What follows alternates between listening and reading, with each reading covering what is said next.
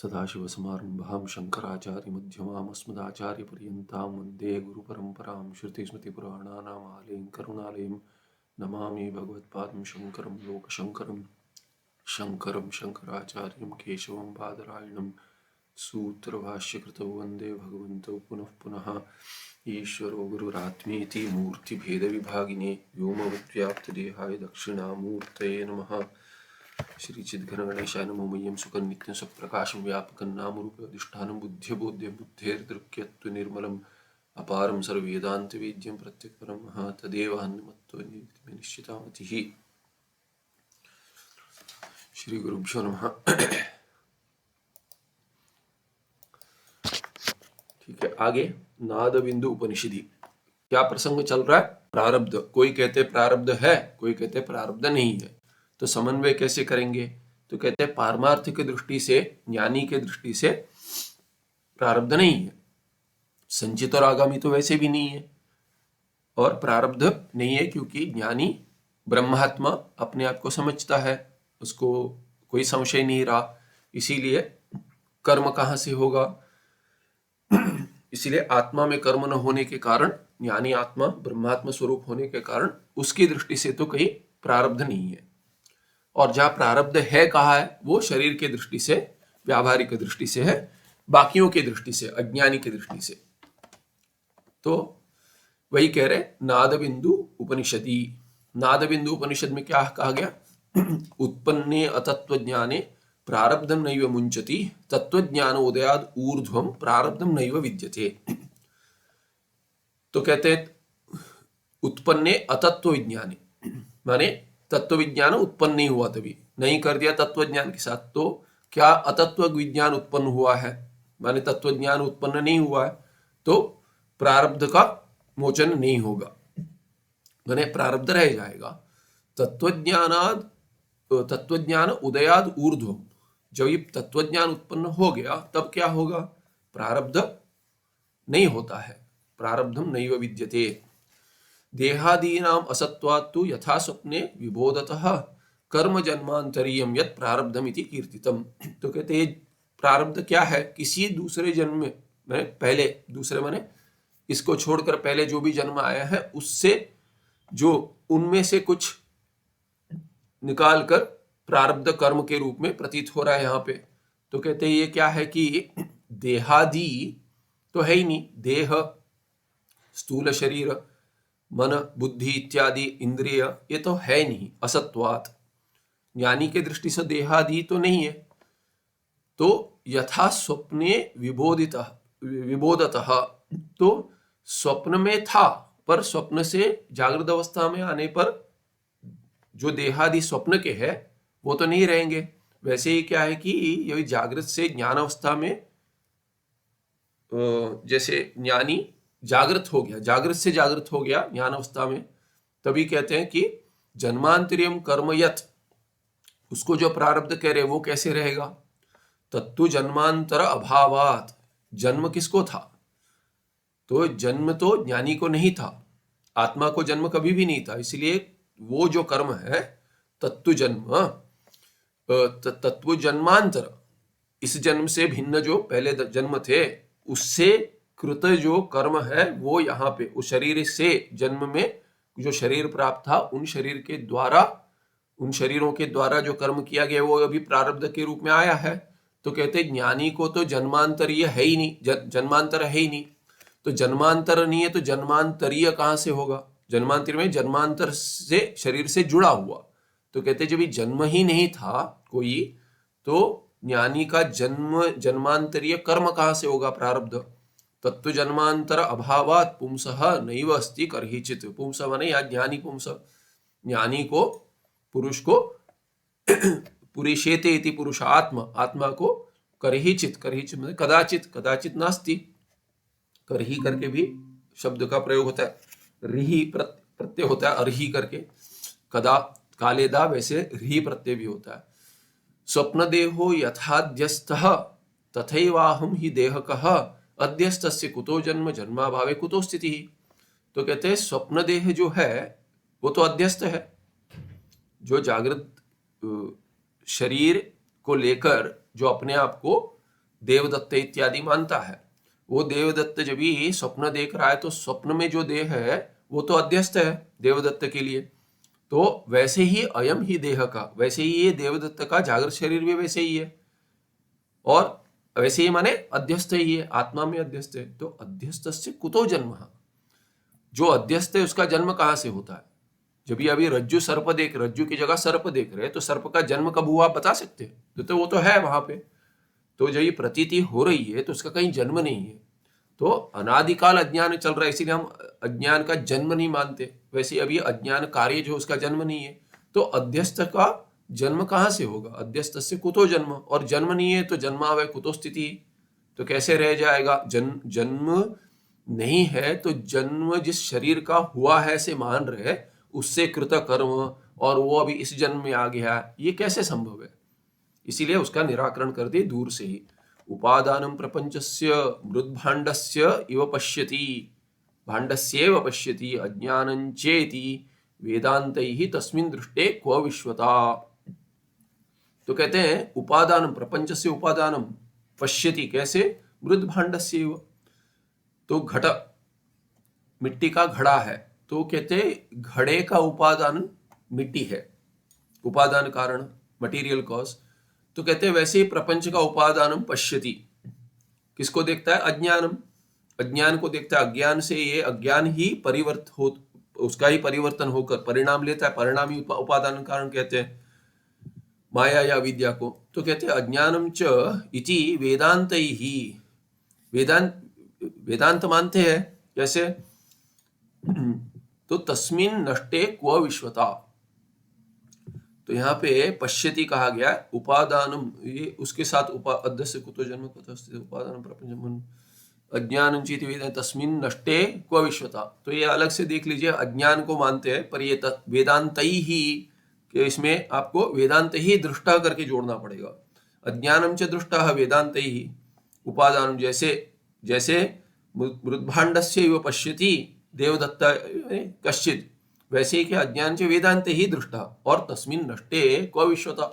जब ये अज्ञान जो उपादान कारण नष्ट हो गया ज्ञान से, ज्ञानी के लिए, तो नष्टे सति, जब ये वो तस्मिन् अज्ञाने नष्टे सति क्व विश्वता, विश्व जो उससे उत्पन्न हुआ है, तो वो विश्व कहाँ रहेगा? विश्व में विश्वता नहीं रहेगी, माने विश्व नहीं रहेगा, वास्तविक रूप से नहीं है। यथा रज्जुम परित्यज्य सर्पम गृह्णाति वही भ्रमात्, जैसे रज्जु का परित्याग कर कर सर्प देखता है, सर्प का ग्रहण करता है, क्यों? भ्रम के कारण। वैसे ही क्या कहते? तद्वत् सत्यम अविज्ञाय जगत पश्यति मूढ़धी, मूढ़धी माने मूढ़ाधी ही बुद्धि यस्य, जिसको मूढ़ बुद्धि बहुरी है, तो वो क्या पश्यति? वो कहते तद्वत्, जैसे रज्जु को बिना देखे सर्प को देख लेता है कोई भ्रम के वश से, वैसे ही सत्यम अविज्ञाय, सत्य ब्रह्मात्मा को न जानकर जगत देखता है, सत्यत्व न देखता है। रज्जु खंडे परिज्ञाते सर्परूपम न तिष्ठति, यहाँ पे ट नहीं ठ होना चाहिए, महाप्राण है।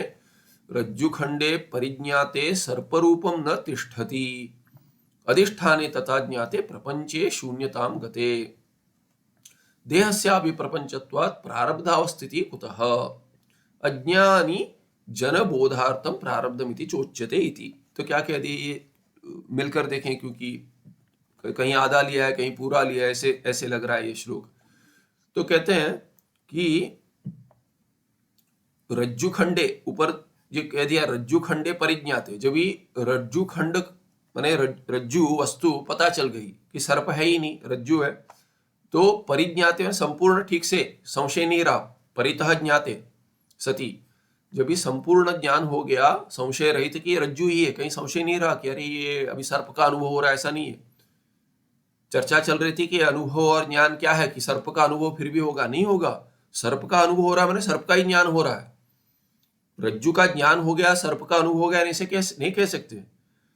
सर्प का ज्ञान हो रहा है, भ्रम अयथार्थ ज्ञान हो रज्जु की जगह, तो सर्प का अनुभव हो रहा है। और जब ही रज्जु का ज्ञान हो गया तभी रज्जु का अनुभव होता है, सर्प का अनुभव नहीं हो सकता। तो ज्ञान और अनुभव पर्यायवाची के शब्द है, स्मृति को छोड़कर, हमने पहले देखा है। इसमें भिन्नता लाएं तो भी ऐसे नहीं कह सकते कि सर्प का अनुभव हो रहा है उसको भ्रम मानेंगे तो रज्जु का ज्ञान नहीं हुआ है, तो ऐसे मानना पड़ेगा। हाँ, मिथ्यात्वेन, जैसे भी उदाहरण, फिर किसी ने उदाहरण दिया कि ये जैसे मरुभूमि में जल का भ्रम होता है पहले, फिर पता चलता है जल है नहीं, तो पूछा कि ये जल फिर भी दिखेगा कि नहीं दिखेगा, अनुभव होगा जल का अनुभव तो होगा, पर आपको पता है जल नहीं है ना, तो रिफ्रैक्शन जो दिख रहा है, प्रतीति हो रही हो, तो भ्रम है, पता है।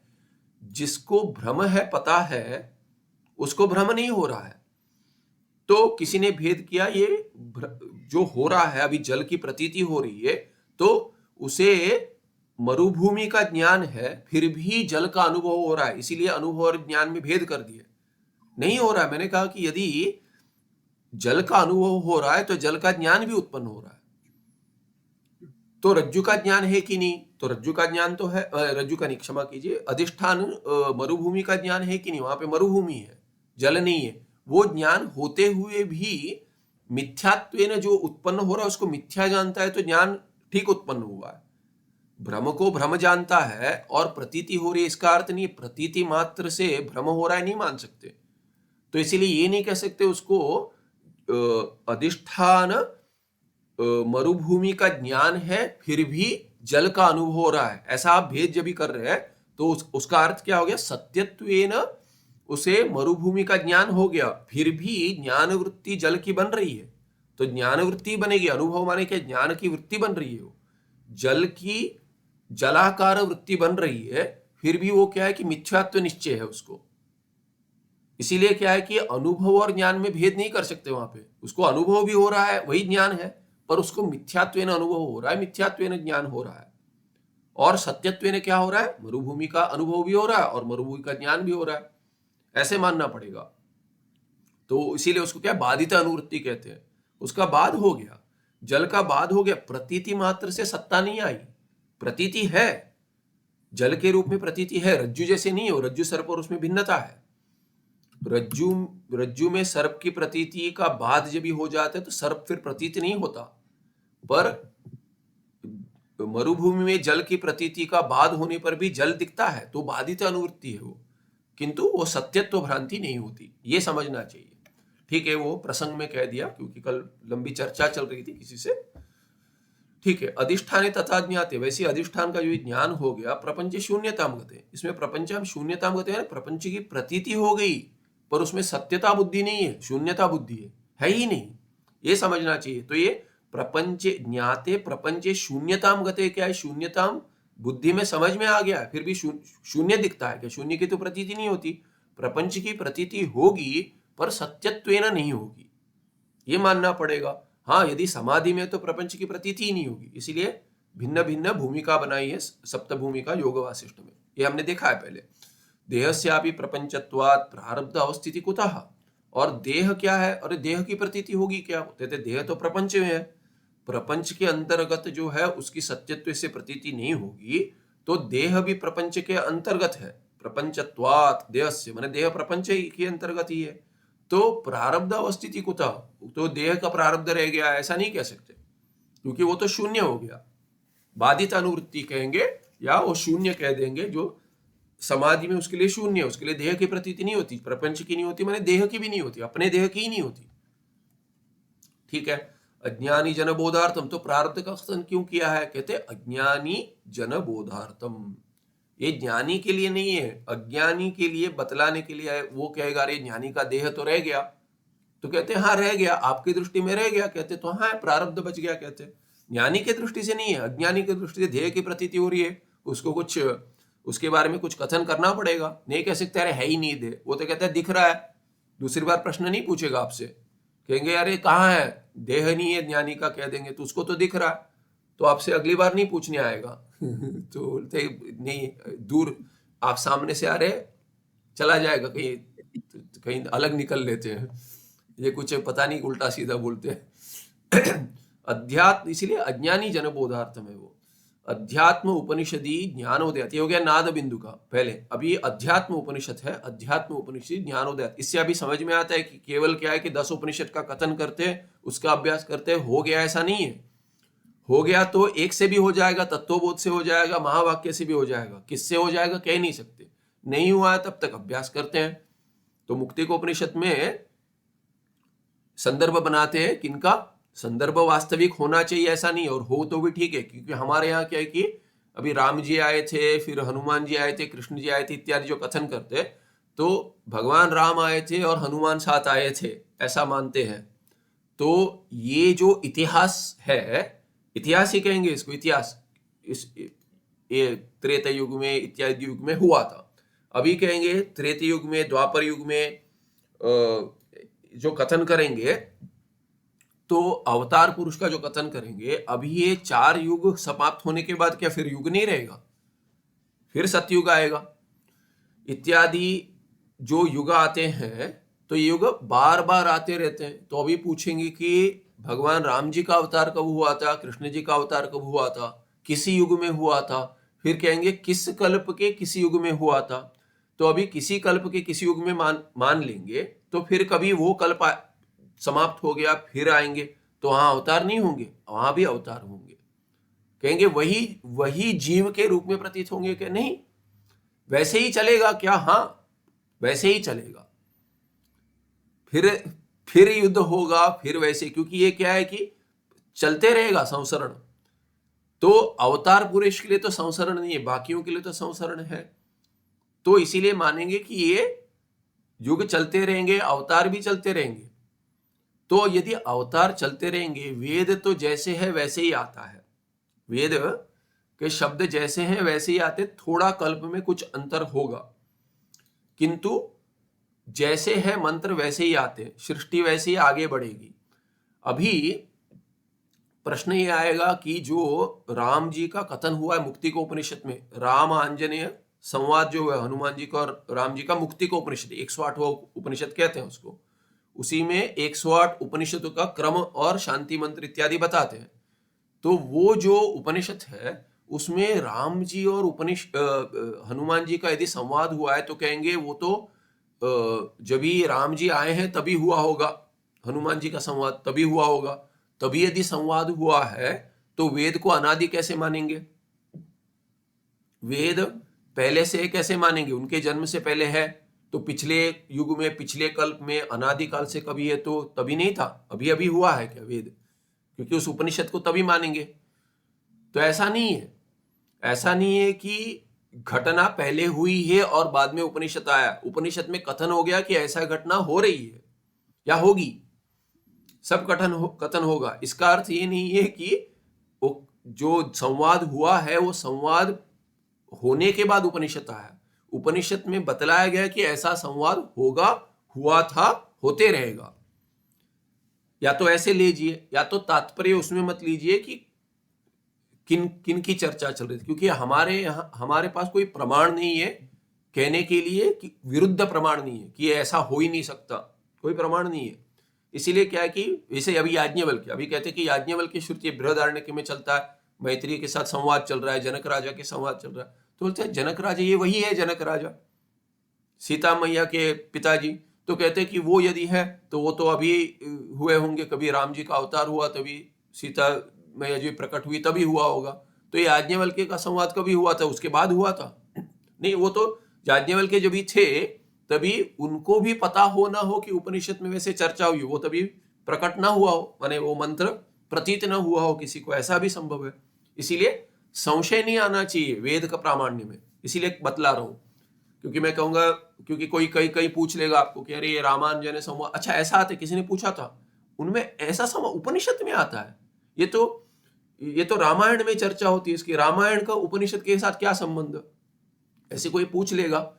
तो ये उपनिषद में पहले आ चुका है, रामायण में वही व्यक्ति है जो जिन्होंने जन्म लिया है, उपनिषद में तो बहुत कुछ आ चुका है, जो वास्तविक स्थिति आगे हो या पहले भी हो चुकी है कह सकते हैं, बार बार होती रहती है, तो उसका कथन है वहां पे, ठीक है। तो ये संदर्भ में बता दिया, किंतु रामानुजन संवाद जो है उसमें कहते कि मांडुक्यमेव अलम विमुक्त है।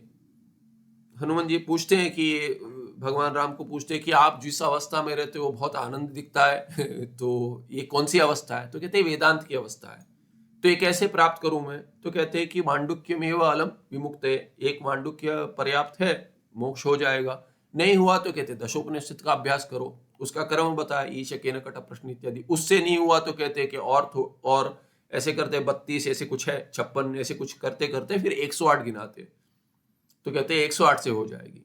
तो इसीलिए क्या है कि ऐसे नहीं है कि अरे इन उपनिषद को देखना ही नहीं है, ये कोई कह देगा अरे मुख्य मेन उपनिषद में नहीं आते। अरे ये मुख्य मेन उपनिषद वगैरह ये एक पता नहीं कोई फिरंगों ने बनाया है, आप इससे कोई संबंध नहीं है। हाँ, भगवान भाष्यकार ने उसके ऊपर भाष्य लिखा है, क्यों लिखा है, उन्हीं पे क्यों लिखा है, उसी क्रम में क्यों लिखा है, क्योंकि मुक्ति को उपनिषद में आता है। ये बहुतों को नहीं पता कि मुक्ति को उपनिषद में उसका क्रम आता है, इसीलिए भगवान भाष्यकार ने उन पर तो इसको मुख्य मान लेते। मुख्य इसलिए वैसे क्योंकि वैसे तो फिर मुख्य तो मांडुक्य को मानिए, फिर मांडुक्य के बाद बाकी 10 आते उसको क्या गौण मानेंगे, वो भी मुख्य मानेंगे। फिर जिसको उससे मुक्ति नहीं हुई वो कहेगा आगे 32 या जिसका भी खत्म हुआ है, जितना भी संख्या है मुझे स्मरण नहीं आ रहा, उनको मुख्य मानेंगे। तो 108 मुख्य उपनिषद ही है, और भी थे, वो अभी मिलते नहीं है, या तो बहुत अलग जुड़ गए। जैसे कहीं चौखंबा का 180 के ऊपर कुछ उपनिषद है, उसमें अल्लाह उपनिषद भी है, अल्लाह उपनिषद भी है उसमें तो उसको भी कहेंगे कि अल्लाह उपनिषद भी है। अल्लाह करके शब्द, वैसे अल्लाह करके जो शब्द है ना वो संस्कृत शब्द है, देख लीजिए कहीं वाचस्पत्य कल्पद्रुम में देख लीजिए, वो भी है, तो घटा देंगे।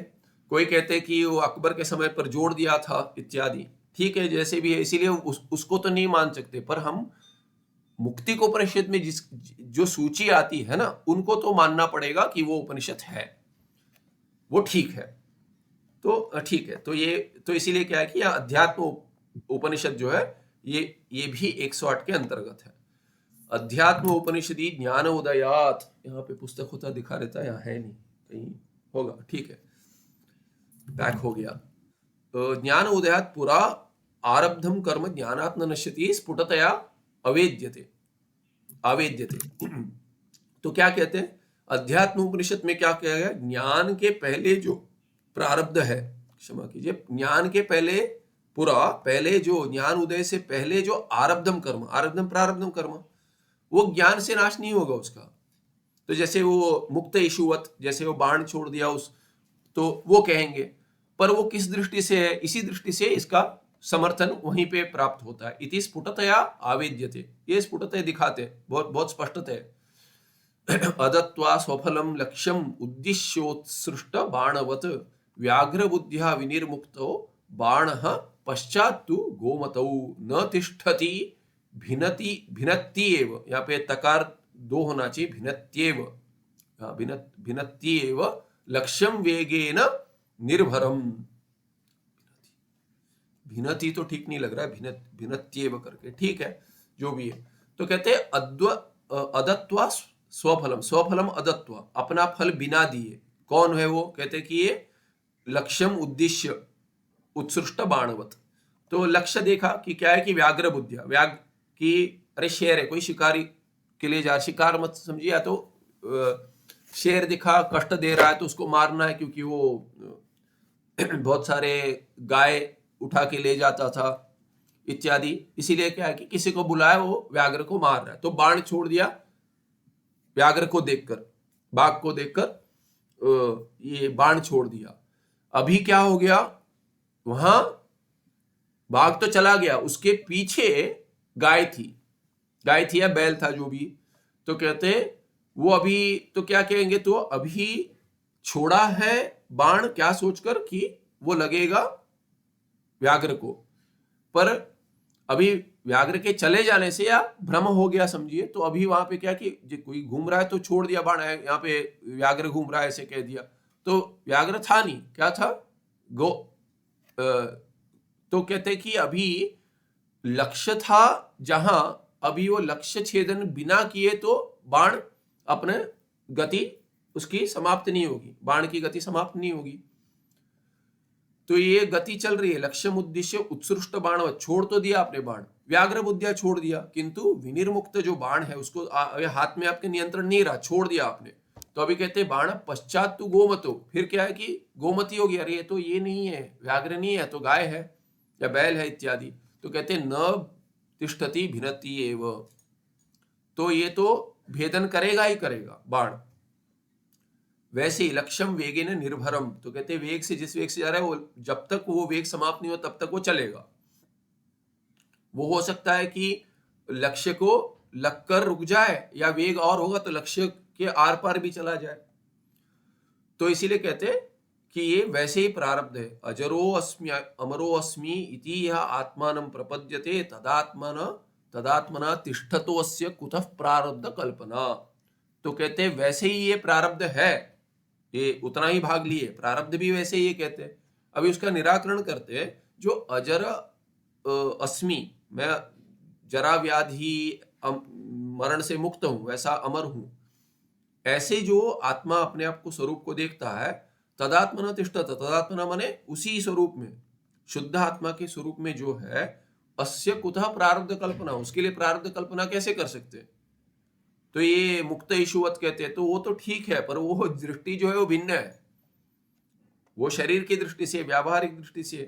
तो प्रारब्ध कल्पना आत्मा को आत्मा जो जानता है, शुद्ध आत्मा, उसके लिए नहीं है, प्रारब्ध कल्पना संभव नहीं है। प्रारब्धम सिद्ध्यति तदा यदा देहात्मना स्थिति, यदि वो अपने आप को देह मानता है तभी देह को प्रारब्ध है, वो मानेगा कि ये मेरे लिए प्रारब्ध है। देहात्मना स्थिति है ही नहीं उसकी तो तदात्मना है, माने ब्रह्मात्मना स्थिति है, शुद्धात्मना। तो शुद्धात्मा से यदि उसकी स्थिति है तो उसको प्रारब्ध कल्पना नहीं हो सकती। तो जब ये होती है प्रारब्धम सिद्ध्यति तदा, यदा कभी, यदा देहात्मना स्थिति तदा प्रारब्धम सिद्ध्यति, तब होगा प्रारब्ध, क्योंकि देह के स्वरूप में वो अपने आप को देखता है, कि देह से जुड़ा देखता है। प्रारब्ध कल्पनाप्यस्य देहात्म भावो नैवेष्टः प्रारब्धम त्यजताम अतः। तो कहते हैं देहात्म भाव तो इष्ट नहीं है, आत्मभाव इष्ट है, स्वरूप का माने शुद्ध आत्मा ब्रह्मात्म भाव इष्ट है, देहात्म भाव तो इष्ट नहीं है। इसीलिए प्रारब्धम त्यजताम अतः प्रारब्धम त्यजताम, तो प्रारब्ध की चिंता ही मत करें कि प्रारब्ध छोड़ दीजिए, वो देह चलता रहेगा, देह के लिए, तुम्हारे लिए नहीं है बोलते।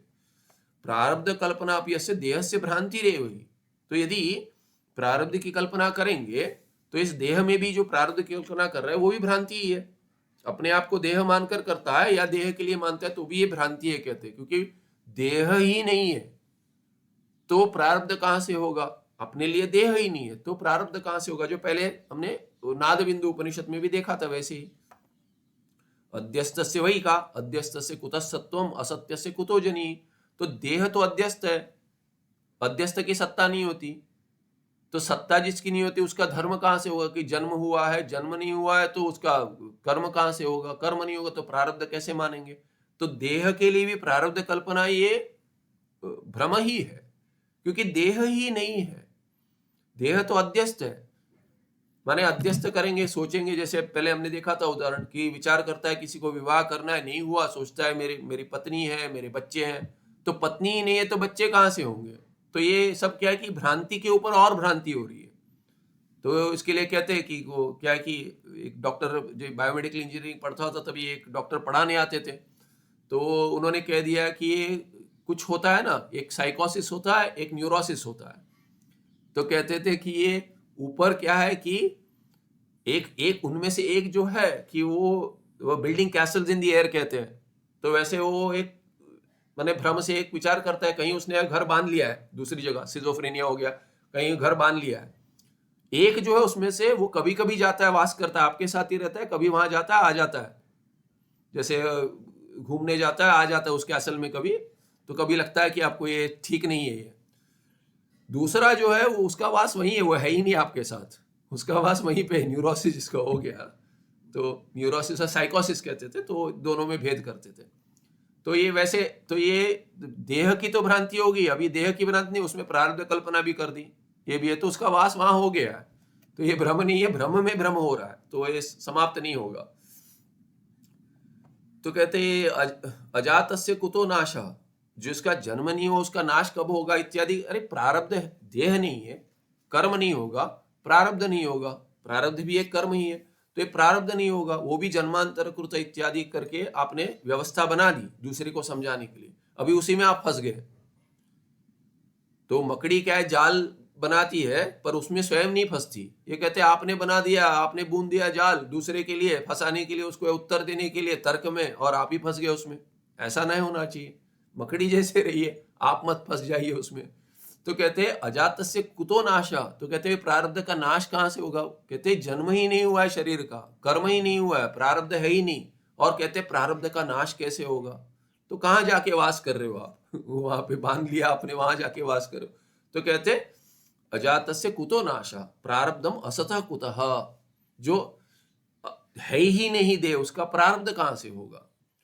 ज्ञानेन अज्ञान कार्यस्य समूलस्य लयो यदि तिष्ठत्ययम् कथम देह इति शंकावतो जड़ान समाधातुं बाह्य दृष्टिया प्रारब्धम वदति श्रुति ही न तो देहादि सत्यत्व बोधनाय विपश्चिताम। तो जुड़ा हुआ श्लोक है। यहाँ पे तिष्ठति में फिर से टकार कर दिया, ये ठकार होना चाहिए, महाप्राण है। तो कहते ज्ञानेन अज्ञान कार्य से समूलस्य लय यदि, यदि ज्ञान से अज्ञान कार्य मूल के साथ, मूलेन स, मूल के से, मूल क्या है? अज्ञान का कार्य यदि है तो वो कार्य का मूल क्या होगा? अज्ञान ही होगा। माने अज्ञान कार्य और प्रपंच भ्रम जो है और देह देहादि, और उसका मूल माने अज्ञान, अज्ञान और उसका कार्य दोनों, दोनों क्या है? उसका लय यदि हो गया ज्ञान से, ज्ञानेन, तो क्या है? अयम देह कथम तिष्ठति, क्योंकि देह तो कार्य है, अज्ञान का कार्य है, तो कार्य नष्ट हो गया अपने मूल के साथ, यदि नष्ट हो गया माने बाद हो गया, लय हो गया जिसका ज्ञान से, तो कहां से रहेगा? कार्य कहां से रहेगा? अज्ञान उसका बीज ही नाश हो गया, कारण नाश हो गया, तो कार्य कहां से रहेगा? देह इति शंकावतः जड़ान सम, ऐसे प्रश्न आता है। अभी अयम देह कथम तिष्ठति, तो कहेगा ज्ञानी का, यदि ज्ञानी के ज्ञान से अज्ञान और उसका कार्य नष्ट हो गया। अज्ञान है क्या? कहते ज्ञानी वो है जिसको अज्ञान नहीं है, अज्ञान नहीं, उसका कार्य कहां से होगा? देह कहां से होगा? देह तो अज्ञान का कार्य है, तो ज्ञानी का देह कहां से होगा? ऐसा प्रश्न पूछेंगे तो देह प्रारब्ध ये करके उत्तर दे देते। तो कहते ये जो पूछते हैं ना, शंकावतः जड़ान समाधातुम, ये शंकावतः जड़ान, ये जड़ान जैसे द्विवचन है, ये द्विवचन नहीं, क्षमा कीजिए, द्वितीया बहुवचन है, वैसे ये शंकावतः द्वितीया बहुवचन है। ये शंका वाले जो जड़ है, जड़ बुद्धि, वो ऐसे पूछते रहते, अरे देह कैसे, देह कैसे रहा, फिर भी ज्ञानी का देह कैसे रहा, बार बार वही कहेंगे। तो कहते हैं उनको समाधातुम बाह्य दृष्टिया प्रारब्धम श्रुति ही वदती, वदती श्रुति, श्रुति कह देती है। क्यों? अरे आपका समाधान हो जाए, इसको तुष्ट क्या है, तुष्टतु दुर्जन न्याय भी कहते हैं, कि पूछ लिया तो चले आप भी, माने दुष्टजन जो है उनको भी दुर्जन को कहते हैं आप भी सुखी रहिए, तो उनके लिए कुछ कह रहे थे। तो हमको आपसे वाद नहीं करना है, उनके लिए क्या है कि एक प्लेस होल्डर, एक उत्तर दे देते हैं, हाँ चलो आगे बढ़ो। न तो देहादि सत्य तो बोधना, इसका अर्थ नहीं कि देहादि सत्य हो जाएगा, प्रारब्ध है देह को, देह सत्य हो जाएगा, ऐसा नहीं है। विपश्चिता माने जिनको ज्ञान प्राप्त हो गया उनके लिए ये देहादि सत्यत्व का कथन नहीं कर रहे। परिपूर्णम अनाद्यंतम, परिपूर्णम और अनादि अंतम, माने अनादि और अनंत, ऐसा हो जाएगा। अप्रमेयम अविक्रियम सद्घनम चिद्घनम नित्यम आनंद घनम अव्ययम प्रत्यग एकरसम पूर्णम अनंतम सर्वतोमुखम अहेयम अनुपादेयम अनाधेयम अनाश्रयम इत्यादि। ये क्या है? विपश्चिताम क्या सत्यत्व हो जाए नहीं, पर ये क्या है? वास्तविक स्वरूप क्या है उसका? परिपूर्ण है, संपूर्ण है, अनादि है, अनंत है, क्या? चैतन्य ब्रह्म आत्मा। अप्रमेय, उसके लिए कोई श्रुति को छोड़कर कोई प्रमेय प्रमाण नहीं है। अविक्रिय, उसमें कोई क्रिया नहीं होती, विकार नहीं होता, अविक्रिय माने विकार नहीं होता। सदघन है, अभी सद के बीच में और कुछ असत नहीं आ कर बैठ सकता, या सद भिन्न कुछ नहीं बैठ सकता। चिदघन है, केवल चेतन है, उसमें अचेतन का व्यवधान नहीं हुआ है। नित्य है माने त्रिकाल अबाधित है। आनंद कह घन है, आनंद में भी कहीं दुख आकर नहीं बैठ जाएगा। अव्यय है, उसका कोई बदलाव नहीं होता, माने एक विक्रिया विकार नहीं होता, और अव्यय माने उसके कोई किसी रूप से बदलाव ऐसे दिखता है, ऐसा भी नहीं है। प्रत्येक एक रस में जो अपना आत्मा है, स्वरूप है, प्रत्येक आत्मा वही है, और एक रस है। वहां पे भी क्या है कि प्रत्येक होकर फिर बाह्य भी हो जाएगा, कभी ऐसा नहीं है। पूर्णम, संपूर्ण कह दिया थे, अभी पूर्ण कह दिया, परिपूर्ण और पूर्णम अनंतम, कहीं और शब्द लाए, पूर्णम अनंतम, अंत नहीं होगा उसका कभी, माने नित्य है उसी का। तो बहुत सारे शब्द कह रहे थे, बार बार कह रहे थे, थोड़ा 19-20 का अंतर होता है इन शब्दों में। नित्य कह दिया और कह दिया अनंत है। सर्वतोमुखम तो व्यापक तत्व है, सर्वतोमुखम माने व्यापक तत्व है। ऐसा नहीं कि मुख है, वास्तविक मुख नहीं है। सर्वतोमुखम माने सभी जगह है। अहेयम उसको ना छोड़ सकते हैं आप कि त्याग करते करते कह देंगे, जैसे बौद्धों ने कर दिया, शून्यवादी बन गए, आत्मा का भी त्याग कर दिया, throwing the baby with the bath water कहते हैं। वो संभव नहीं है। जिसने त्याग किया, जिसका त्याग किया वो तो भिन्न है, पर जिसने त्याग किया वो तो रह जाएगा। तो इसलिए अहेयम उसको छोड़ नहीं सकते, माने फॉर गुड और बैड जो हो वो हो। अब ये तो जो हो अभी कह रहे क्या हो, संपूर्ण हो, आनंद हो, तो बोलते बस इतना ही है, नहीं पूछ सकते कि संपूर्ण हो, आनंद हो, और क्या चाहिए। उसी के लिए अनादिकाल से संसरण चल रहा है, और कह दिया अच्छा वही हो, अच्छा मैं वही हूं, तो दुख नहीं हो सकता उससे। ऐसा कोई नहीं कह सकता कि अरे बस वही हूं क्या मैं, ऐसा नहीं है। इसलिए अहेयम, इसको आपका स्वरूप का त्याग नहीं हो सकता। वैसे हो अनुपादेयम कि कहीं और से प्राप्त करना है, ले लिया, जैसे मेले में जाकर कुछ ले लिया, वैसा नहीं है, तो अपना स्वरूप ही है। फिर क्या है कि अनाधेयम, इसका कोई आधार है कि नहीं, स्वयं अपना आधार यही है। तो माने स्वयं आधार में वास्तविक नहीं है, माने कोई दूसरा आधार नहीं है ऐसे। और अनाश्रय, ना आधेय है ना आश्रय है इत्यादि, ऐसे कथन हुआ है। अब ये कहते एतद एव अपरोक्ष अनुभूति विवेक चूड़ामण्यादौ च प्रतिपादितम। तो कहते हैं अपरोक्षानुभूति और विवेक चूड़ामणि इत्यादि में जो कथन किया है कि प्रारब्ध भी नहीं है, ये क्या है कि यही है जो यहाँ पे जो अध्यात्म उपनिषद में कहा गया है, नाद बिंदु उपनिषद में कहा गया, उसी का कथन करते विवेक चूड़ामणि और अपरोक्ष अनुभूति में कि प्रारब्ध नहीं हो सकता। किसके दृष्टि से? ज्ञानी के दृष्टि से। और है वो कहा गया है वो व्यावहारिक दृष्टि, मूढ़ों की दृष्टि से कहा गया है, अज्ञानी दृष्टि से। दृष्टि सृष्टि एक जीववादेयो प्रपंचस्य स्वप्न मनोरथ शुक्ति रजतादिवत अज्ञात सत्व अभावात। कहते हैं अभी देखिए दृष्टि सृष्टिवाद जो है कि वास्तविक सृष्टि नहीं है, वास्तविक सृष्टि है ही नहीं। कहते हैं कि ये जो दृष्टि है, जो अपने आप को जीव अपने आप को बद्ध मानता है, उसकी जो दृष्टि है, माने जो सुनता है वो है, जो दिखता है वो है, जो स्पर्श करता है वो है, माने वो तभी है, तभी उसकी सृष्टि हो गई। या तो समकाली सृष्टि होगी, या देखना माने ग्रहण करना ही सृष्टि है उन विषयों की, ऐसा मान लेंगे। हमने देखा है एक जीववाद, वो एक ही जीव है, उनमें क्या है, उसमें क्या है कि उन वादों में दृष्टि सृष्टि और एक जीववाद में एक ही जीव है, उनमें प्रपंचस्य स्वप्नो मनोरथ स्वप्न मनोरथ, या तो डे ड्रीमिंग करता है, जैसे कि कल्पना करता है कोई, शुक्ति ये मनोरथ शुक्ति रजतादिवत, या तो शुक्ति रजत ले लीजिए, ऐसे अज्ञात सत्व अभावात, कि जो नहीं पता है वो नहीं होगा। अज्ञात सत्व, अज्ञात माने अभी जितना, अभी इस काल में, किसी भी काल में कि जो जीव है उसको जितना प्रतीत हो रहा है उतना ही प्रपंच है, जितना प्रतीत हो रहा है उतना ही प्रपंच है। कोई कह देगा अरे नहीं यहाँ पे एक और एक देश है, ऐसे है ये, या बाहर ऐसा हुआ, कुछ नहीं है, उसका कथन है, वो है, उसका कथन है, उसकी सृष्टि हो गई। किंतु वो जो कथन कर रहा है कोई ऐसा ये है, वो सब नहीं मानते। जो ज्ञात है वही है, जो अज्ञात है वो नहीं है, ऐसे मानते। तो अज्ञात सत्व अभावात, जितना जिस समय पर प्रतीत होता है उतना ही प्रपंच है, बाकी नहीं है। उस समय उसके प्रारब्ध के लिए, उस जीव के प्रारब्ध में उतना भोग लिखा है, उतने सृष्टि हो गई। वो ईश्वर ने की, उसने की, वो भिन्न बात है, क्योंकि किंतु उतना ही प्रपंच है, और प्रपंच नहीं, उससे अधिक अज्ञात है। मैं अभी नहीं जानता हूं कि वहां पे जहां भिक्षा लेने जाऊंगा वो भिक्षा है कि नहीं है, नहीं जानता हूं, तो उसका अभी उसका प्रपंचन हुआ ही नहीं, मैंने उसकी सृष्टि हुई ही नहीं है। जब भी मैं भोजन भिक्षा पाने जाऊंगा तभी उसकी सृष्टि होगी, उस समय पर, ऐसे मानते हैं। तो अभी जितनी प्रतीति हो रही है उतना ही है, बाकी का कथन सोचना भी नहीं है, बाकी है नहीं है कुछ नहीं सोचना है, क्योंकि जितना प्रतीत हो रहा है उतना सृष्ट है, बाकी है ही नहीं प्रपंच।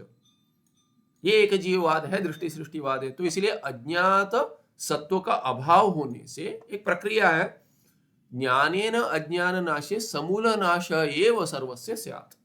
तो उससे क्या है, ज्ञान से अज्ञान का नाश हो गया, तो जितना वो सृष्ट था वो समाप्त हो गया, और कुछ प्रतीति बाकी जो हो रही अज्ञात सत्व उसकी प्रतीति पहले ही नहीं मानते, तो उसका समूल नाश हो गया, सर्वस्व सभी समाप्त हो जाएगा, कुछ नहीं है, सत्ता किसी की नहीं बचेगी, वास्तविक कुछ नहीं बचेगा, क्योंकि वैसे ही हम अज्ञात सत्ता नहीं मानते, अज्ञात की सत्ता नहीं मानते, तो कुछ बचेगा तो कहते हैं न अणु मात्रम अवशिष्येत, कुछ भी नहीं बचेगा, प्रारब्ध कहां से बचेगा, तो अणु मात्र भी नहीं रहेगा, प्रारब्ध भी क्या अज्ञात सत्ता है, अज्ञात सत्ता है ना उसकी, तो वो नहीं है, हम नहीं मानते, तो प्रारब्ध को भी नहीं मानेगा दृष्टि सृष्टिवाद में। द्वैत मात्र से अज्ञान मूलत्वात्, यदि मान लेगा द्वैत मात्र प्रारब्ध हो, कुछ भी मान लेगा, तो वो क्या है कि अज्ञान मूल से है, दूसरा कुछ मानेगा प्रारब्ध करके तो उसका मूल अज्ञान है, तो हम ज्ञानी नहीं मानता, और दृष्टि सृष्टिवाद में तो वैसे ही नहीं मानते, एक जीववाद में। तथा च उक्तम सिद्धांत लेश संग्रह, तो सिद्धांत लेश संग्रह भगवान अप्पय दीक्षित का तो उसमें क्या है कि सिद्धांत लेश का पूरा संग्रह है कि सब बाकी दर्शनों का निराकरण करते, और अपने ही दर्शन भामतीकार भगवान का क्या पक्ष है, क्या विवरणकार का पक्ष है, दृष्टि सृष्टिवाद में क्या है, सृष्टि दृष्टिवाद में क्या है, अजातवाद क्या है, इत्यादि सबका समन्वय इत्यादि किया है, या किसी किसी का पक्ष दिखा है, इस पर टीकाएं भी है। तो ये कहते हैं सर्वज्ञात्म गुरवस्तु, सर्वज्ञात्म मुनि कहते हैं कि वो संक्षेप शारीरिक इत्यादि ये कहते सर्वज्ञात्व गुरव, बहुवचन में आदर से कहते हैं, ये जो सर्वज्ञात्म थे उन्होंने क्या कहा है, वो गुरु कहते हैं कि विरोधी साक्षात्कार उदय, सिद्धांत लेश संग्रह में उनका पक्ष बताते हैं, किनका, सर्वज्ञात्म मुनि का। वो क्या कहते हैं, विरोधी साक्षात्कार उदये लेशतः अपि अविद्या अनुवृत्ति असंभवात, कहते हैं ये जो साक्षात्कार होता है, अपना जो अभी अपने आप को जीव समझता है, वैसे विरोधी साक्षात्कार जब हो गया, आत्मा का साक्षात्कार हो गया, तब क्या होगा, लेशत अपि अविद्या अनुवृत्ति असंभवात, अविद्या का तो विरोध हो गया, उससे ज्ञान ने समाप्त कर दिया उसको, तो उसका लेश भी नहीं रहेगा, संपूर्ण समाप्त कर दिया अज्ञान को, तो अभी अविद्या का लेश भी मानकर प्रारब्ध घटाते, मत घटाइए, कहते जीवन मुक्ति शास्त्रम, तो प्रारब्ध रह गया, क्या कहते हैं, ज्ञानी का जब भी शरीर रह जाता, प्रारब्ध है, ज्ञान हो गया, माने उसको जीवन मुक्त मानते हैं, जीवन मुक्ति प्राप्त हुई उसे, तो कहते ये वास्तविक नहीं है, कहते वो मानते ऐसे, जीवन मुक्ति शास्त्रम श्रवणादि विध्यर्थवाद अर्थवाद मात्रम, श्रवण आदि में विधि के लिए अर्थवाद है केवल, कि अरे जीवन मुक्त हो जाओगे, कुछ नहीं है, जीवन मुक्ति वगैरह कुछ नहीं है, कहते ये केवल प्रशंसा है, स्तुति है, अर्थवाद है। क्यों कि देखिए आप भी प्राप्त कीजिए, कैसे उनको मिला था, जीवन मुक्त थे, उनको कैसे मिला था, कहते हैं श्रवण से मिला था, आप भी श्रवण कीजिए, आपको भी प्राप्त होगा। वास्तविक हेतु क्या है, श्रवण में विधि है कि श्रवण कीजिए, श्रवण मनन निध्यासन कीजिए, आप मुक्त हो जाओगे, इतना ही है, जीवन मुक्त हो जाओगे ये जो है ना, ये तो स्तुति है। अभी जीवन मुक्ति के लिए आपको प्रारब्ध मानना पड़ेगा, प्रारब्ध है, जीवन मुक्ति है तो प्रारब्ध मानिए, प्रारब्ध मानिए, शरीर को देह इत्यादि मानना पड़ेगा, पर अज्ञान का तो नाश हो गया, तो प्रारब्ध जो कार्य है वो कैसे रहेगा, तो जीवन मुक्ति कहां से संभव है, इसीलिए वो कहते हैं जीवन मुक्ति ये केवल ये कथन अर्थवाद है, जीवन मुक्ति करके कोई स्थिति नहीं है, क्या कहते हैं वो मुक्त हो जाएगा, उतना ही है, क्योंकि ज्ञानी तो छूट गया, वो शरीर उसका था ही नहीं ना, ऐसा नहीं मानेगा कि अरे अभी शरीर प्राप्त हो गया है, वो जो ज्ञानी जिसको ज्ञान हो गया कि मैं देह भिन्न आत्मा हूं, ब्रह्मात्मा हूं, उसको देह से क्या लेना देना, देह है ही नहीं, देह जब है ही नहीं तो प्रारब्ध क्यों मानेगा वो, तो जीवन मुक्त लेकर उसको प्रारब्ध घटा रहे आप, तो कहते वो प्रारब्ध है ही नहीं उसके लिए, क्यों नहीं है, क्योंकि वो अपने आप को देह मानता ही नहीं है, क्यों नहीं मानता, क्योंकि देह को है ही नहीं, अनात्मा मानता ही नहीं है वो, क्योंकि वो स्वरूप में ब्रह्म है, ब्रह्म से भिन्न कुछ है ही नहीं द्वैत, क्योंकि द्वैत का मूल तो अज्ञान है, अज्ञान का तो नाश हो गया, तो द्वैत नहीं रहेगा, द्वैत नहीं रहेगा तो शरीर कहां से रहेगा, शरीर नहीं रहेगा तो प्रारब्ध कहां से रहेगा, तो अपने आप का प्रारब्ध मानकर जीवन मुक्त कहां से बनेगा, वो नहीं बनेगा, वो तो मुक्त है, जीवन मुक्त नहीं है वो, क्योंकि वो जीवित करके प्राण जीव धारणे, वो सब प्राण लेकर शरीर लेकर धारण कर ही नहीं रहा वो, तो इसकी आवश्यकता ही नहीं, कहते तो उसके दृष्टि से जीवन मुक्ति करके कुछ नहीं है, ऐसे इनके सर्वज्ञात्म गुरु जो है उनकी दृष्टि से बता दिया। शास्त्र से जीवन मुक्ति प्रतिपादने प्रयोजन अभाव। तो ये जीवन मुक्ति वास्तविक अर्थवाद है, वास्तविक नहीं है। यदि होता तो उसका कोई प्रयोजन होना चाहिए, कोई प्रयोजन है नहीं। जीवन मुक्ति का क्या प्रयोजन है पूछते हैं। आपको मुक्ति चाहिए, जीवन मुक्ति चाहिए, क्रम मुक्ति चाहिए, ये मुक्ति चाहिए, वो मुक्ति, बोलते मुक्ति एक है, भिन्न भिन्न नहीं है। आपको मुक्ति चाहिए तो शास्त्र जब ये जीवन मुक्ति का कथन कर रही है तो उसका कोई प्रयोजन ही नहीं होगा। क्या प्रयोजन होगा? मुक्ति चाहिए, उसको जीवन मुक्ति इत्यादि विशेषण जोड़ने की क्या आवश्यकता है? विधेय मुक्ति, जीवन मुक्ति, ये इत्यादि कोई कुछ नहीं है। एक मुक्ति है, नित्य है, वो आपका स्वरूप है। तो कहते हैं शास्त्र से जीवन मुक्ति प्रतिपादने प्रयोजन अभावात अतः कृत निधिध्यासन से, जिसने श्रवण मनन निधिध्यासन तक कर लिया, कृत निधिध्यासन से ये ज्ञानी है, जिसने कृतम निधिध्यासनम येन, जिसके द्वारा निधिध्यासन किया गया है संपूर्ण, वो कृत निधिध्यास हो गया, ध्यासन हो गया। तस्य कृत निधिध्यासनस्य ब्रह्म साक्षात्कार उदय मात्रेण सविलास वासना अविद्या निवृत्ति ही इत्यपि कश्चित पक्षम आहुरिति। और कोई कुछ और एक पक्ष है, कहते क्या है? कहते जिसने निधिध्यासन कर लिया उसको ब्रह्म साक्षात्कार हो गया। जब भाई ब्रह्म साक्षात्कार हो गया उतने मात्र से सविलास वासना, तो वासना क्या है कि वासना का प्रपंचन होता है, विलास होते रहता है। वासना है तो फलित हो जाएगा, प्रतिफलित हो जाएगा, उद्भूत हो जाएगा, वो संपूर्ण कहते हैं। वासना और उसका उद्भव होना, ये प्रतीत होना या प्रकट होना, उद्भूत होना, ये सब क्या कहते हैं? सविलास। सविलास, विलास के साथ ये जो वासना है, और क्या है कि अविद्या निवृत्ति भी, वासना निवृत्ति, अविद्या निवृत्ति, सविलास माने विलास की निवृत्ति, वासना की निवृत्ति और अविद्या की निवृत्ति, इत्यपि कश्चित पक्षम आहुरिति। एक साथ सबका हो जाता है, कुछ नहीं बचेगा, अविद्या लेश इत्यादि कुछ नहीं है, जीवन मुक्ति वगैरह कथन अर्थवाद है, ऐसे एक अभिप्राय। कल्पितस्य अज्ञात सत्व अभावात, कहते कल्पित जो है अज्ञात की सत्व का नहीं होता। कल्पित तो जो है प्रतीत हो रहा है, ठीक है। यदि कल्पित है और कोई कल्पना करते हो, है ही नहीं, उसकी कल्पना कर रहे हैं आप, तो अज्ञात सत्व अभावात दृष्टि अदृष्टिभ्याम उत्पत्ति लयौ उक्तौ। तो कहते हैं कल्पित जो है अज्ञात सत्व नहीं हो सकता, तो दृष्टि यदि होगी कल्पित की तो उसको मानेंगे, वो कल्पित नहीं, दृष्टि हो गई उसकी, तो कहते दर्शन हो गया तो उसकी उत्पत्ति मानेंगे, और अदृष्टि हो गई तो उसका लय मानेंगे। ये दृष्टि सृष्टिवाद है। दृष्टि हो गई माने कुछ सुनाई दे रहा है, स्पर्श हो रहा है इत्यादि दृष्टि से, बाकी उपलक्षण है। तो जो जो प्रतीत हो रहा है, प्रतीति से सत्ता मानेंगे, माने उत्पत्ति मानेंगे, और सत्ता नहीं उत्पत्ति मानेंगे, और अदृष्टि से माने अप्रतीति से, प्रतीति नहीं हुई तो उसका लय मान लेंगे। ऐसे उक्तौ। व्यावहारिक सत्वे तु अनास्था श्रुते है इति आनंदगिरी टीकायाम। तो ये व्यावहारिक सत्ता यदि मान लेंगे तो क्या है कि श्रुति अनास्था, ऐसे आनंदगिरी टीका में कहते हैं। रामानंद तो भिन्न भिन्न पक्ष बता रहे। रामानंदियांतु, रामानंदीय टीका है, उसमें रामानंदिया, उसमें क्या कहते हैं? स्वप्नवत कल्पितस्य अज्ञात सत्व अभावात दर्शनम सृष्टि ही। तो वहां पे भी कहा गया है दर्शन सृष्टि है, देखना ही सृष्टि है। जैसे स्वप्न देखते हैं तो स्वप्न में के प्रपंच की सृष्टि हो गई, जागृत में भी देखते हैं तो जागृत में भी जो देखते हैं उसकी सृष्टि हो गई। ऐसे कहते हैं स्वप्नवत कल्पितस्य, कि कल्पित की अज्ञात सत्ता है, तो इसीलिए क्या है कि जब भी कल्पना करेंगे, देख रहे हैं, तभी दर्शन हो गया तो उसको सृष्टि मान लेंगे। अदर्शनम लयः इति दृष्टि सृष्टि पक्ष श्रुति अभिप्रेत इति भाव इति। तो क्या कहते हैं वो रामानंदिया में क्या कहते हैं? रामानंद क्या कहते हैं उसमें महाराज? ये कहते हैं कि दर्शन सृष्टि है और अदर्शन लय है। क्या हेतु है? कल्पितस्य अज्ञात सत्वाभावात्।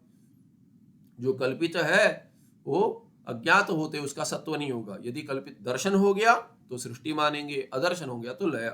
ये क्या है कि ये कहां पर है? कहते दृष्टि सृष्टि पक्ष है। कहां पर है? कहते श्रुति अभिप्रेता, श्रुति में ही है। संपूर्ण विवरण का ये जो पक्ष है दृष्टि सृष्टिवाद, ये श्रुति अभिप्रेत है, श्रुति का ही ऐसे अभिप्राय है। इति भाव इति ऐसे कहते हैं। तो ये पक्ष भी दिखा रही है, प्रारब्ध नहीं होगा, यही संदर्भ में प्रारब्ध नहीं होगा कह दिया।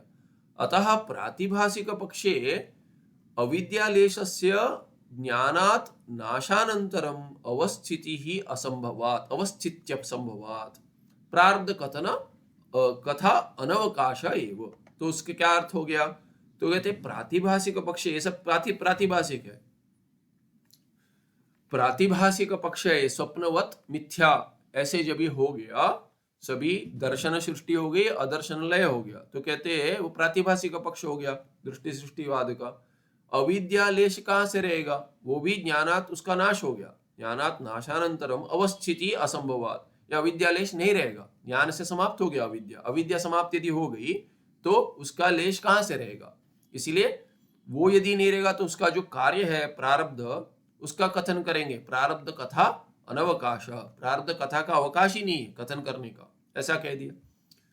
तो व्यावहारिक माने व्यावहारिके प्रतिकर्म व्यवस्थायाम एव सृष्टियादि श्रुति जीवन मुक्ति शास्त्रादि निरूपण अवकाश। कहते हैं दृष्टि सृष्टिवाद में हमें प्रारब्ध, फिर अविद्यालेश, जीवन मुक्ति, ये सब इसका कथन करने की आवश्यकता ही नहीं है, क्योंकि हो गया दृष्टि दर्शन सृष्टि और अदृष्टि अदर्शन लय।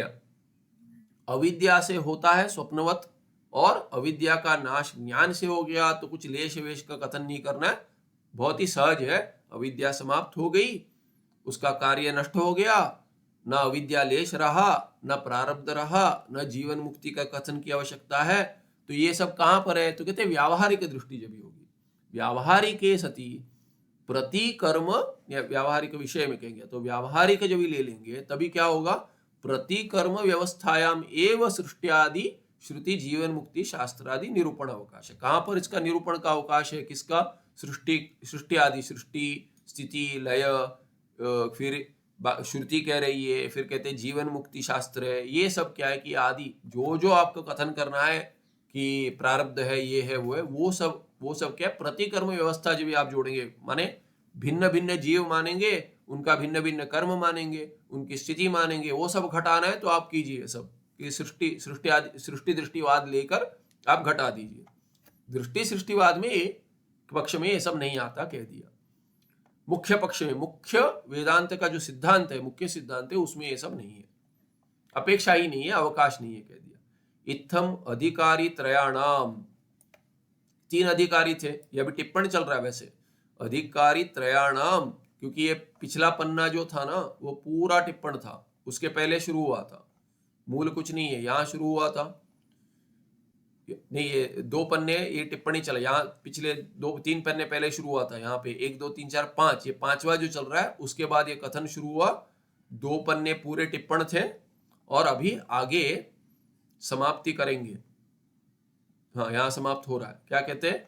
उत्तम मध्यम अधमानाम उपदेश भेदेन विविच्य विषया श्रुति स्मृति पुराण इतिहास आदि सर्व ग्रंथानाम विज्ञेयो गुरुमुखात। तो कहते हैं ऐसे गुरुमुख से ही जानना चाहिए, श्रुति स्मृति पुराण इतिहास इत्यादि जो सर्व ग्रंथ है, ये स्वयं अभ्यास न करे, गुरुमुख से जानना चाहिए, तब जाकर उत्तम मध्यम और अधम के लिए जो जो उपदेश है वो भेद समझ में आएगा, और विविच्य क्या है? विषय समझना चाहिए। विषय विज्ञेय, विषय जानिए, सबके लिए है, सभी जगह श्रुति में आता है, स्मृति में आता है, श्रुति में आता है उत्तम अधिकारी के लिए बहुत सारा कथन होता है, तो वो पूरा जो क्रम है वैसे समझकर अपना अधिकार जहां अधिकारी भेद से उनका अभ्यास गुरुमुख से करे, और तभी विषय विविच्य विज्ञेय हो, ऐसे कह दिया। न अन्यथा, भिन्न कुछ नहीं है कि अपने आप करूंगा या अधिकारी इसमें है दूसरा का कर लूंगा इत्यादि न करे, अपना ही माने लाभ नहीं होगा, इसीलिए कह रहे हैं।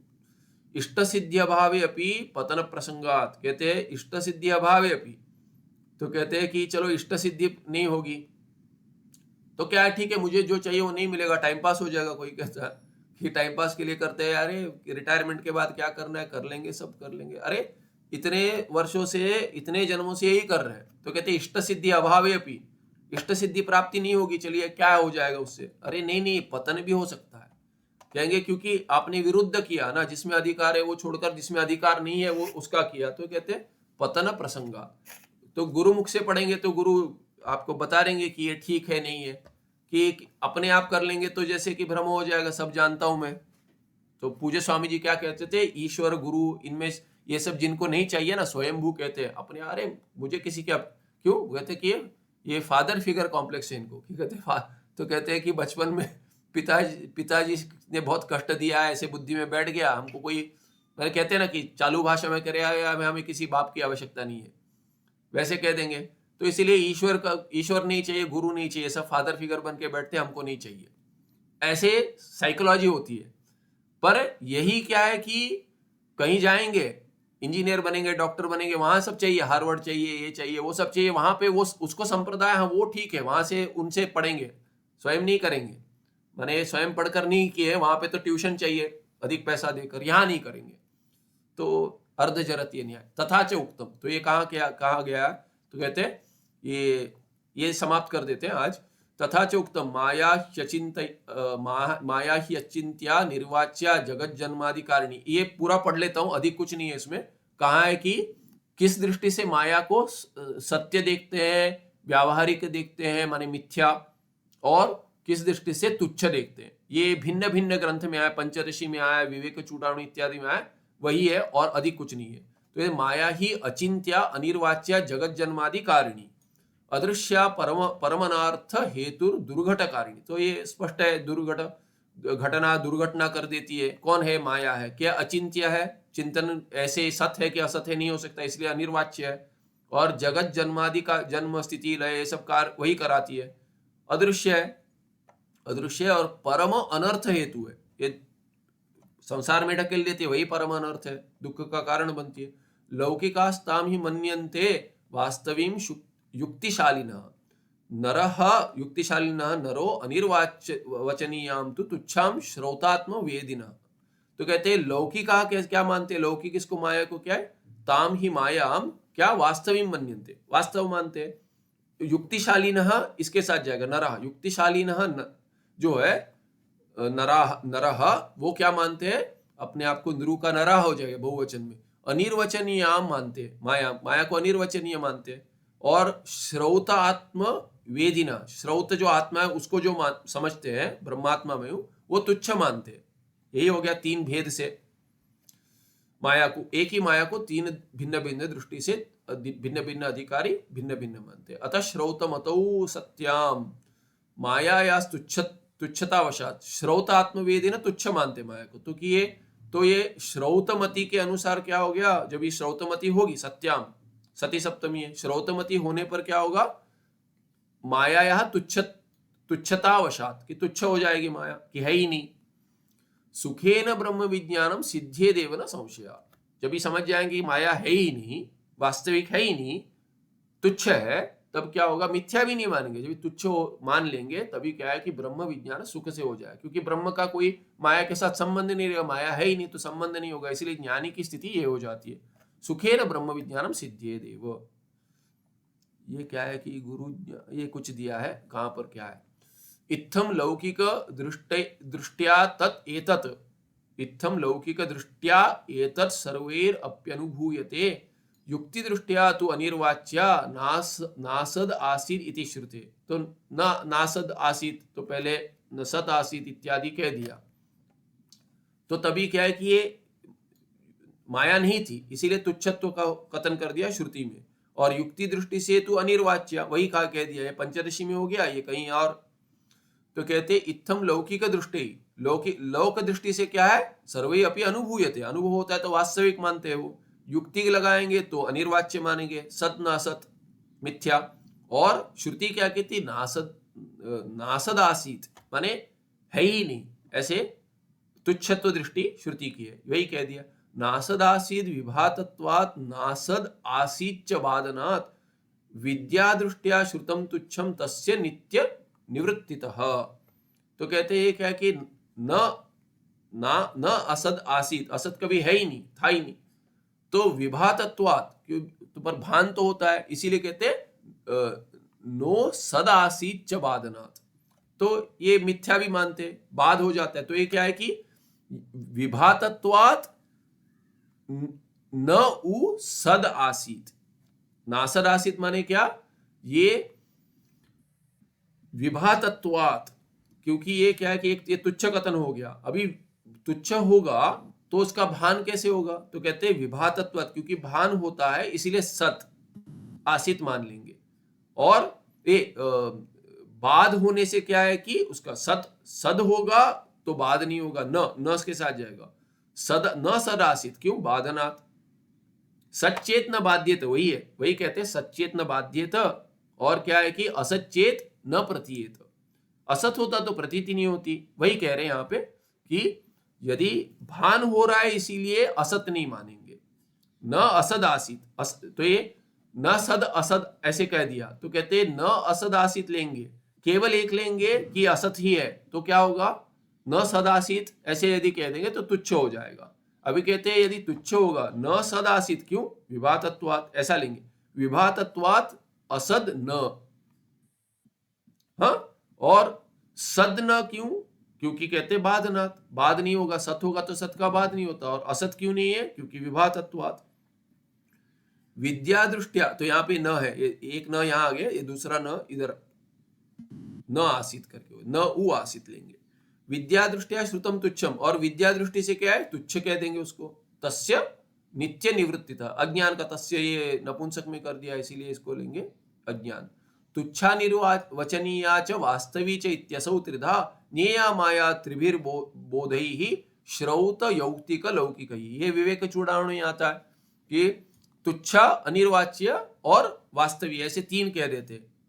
असौ माया त्रिधा, तुच्छा किससे? ज्ञेया, माया ज्ञेया।